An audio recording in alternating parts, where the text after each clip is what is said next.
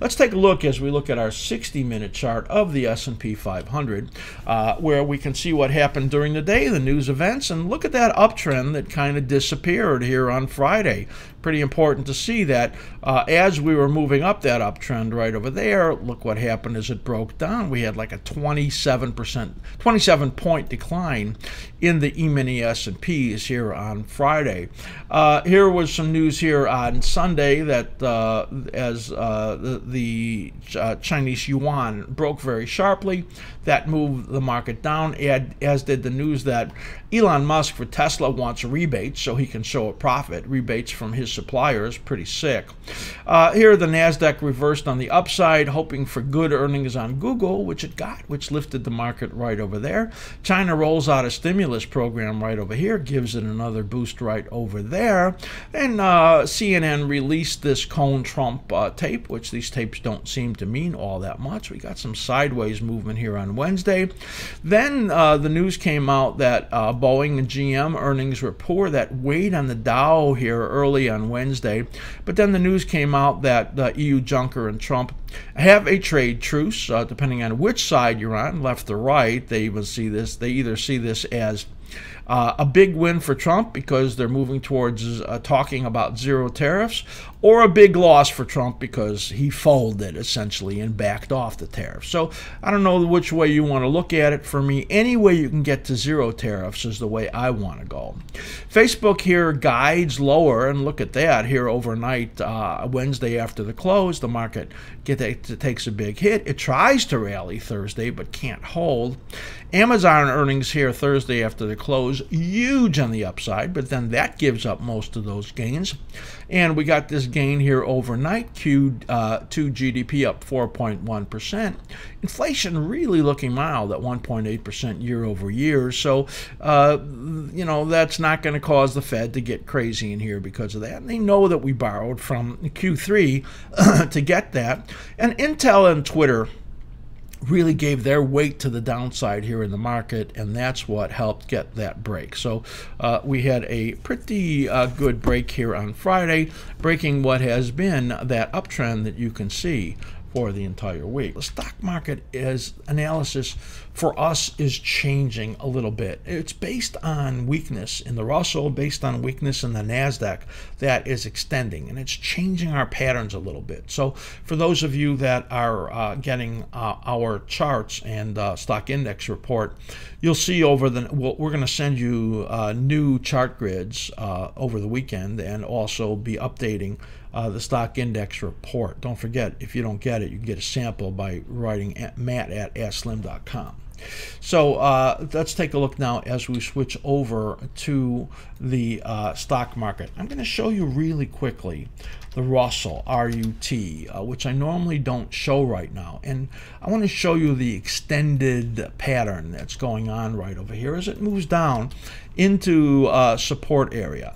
There's no danger in here in what's happening. It looks like it's extending out and lengthening. So what we had to do in the S&P 500, well, let's take a little look at the NASDAQ also. So you can see the same thing really happening here in the NASDAQ. And you can see these blue dotted lines right over here as we extend out the projected cycle right there. It's likely we're getting, because of the shallowness of this decline, that this is all one pattern. And so it's likely that it could go down another day or so, but then I think we're going to start to move to the upside. So if I extrapolate that and put it into the S&P 500, you'll see that the S&P 500 is stronger. You can see that it has this inside down pattern in this area of fib extensions.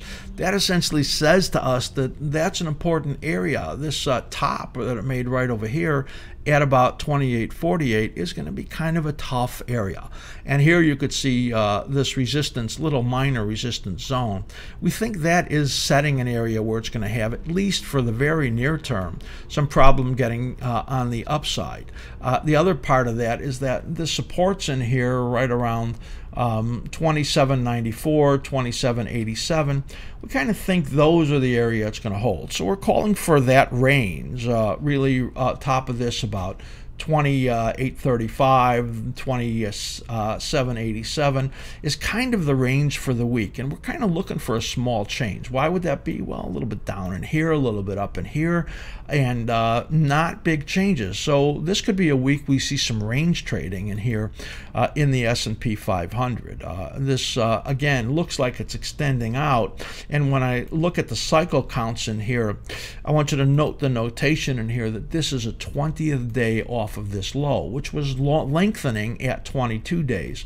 They were 22 days here, a 17-day cycle here. So we identified some of the longer patterns in here, and so that says this one maybe another day or two, and then moving back on the upside. It's not damaging. There's no breakdowns. You can see that the positive momentum is still in existence, and it held right over there on the slim ribbon, right in the 13-day moving average.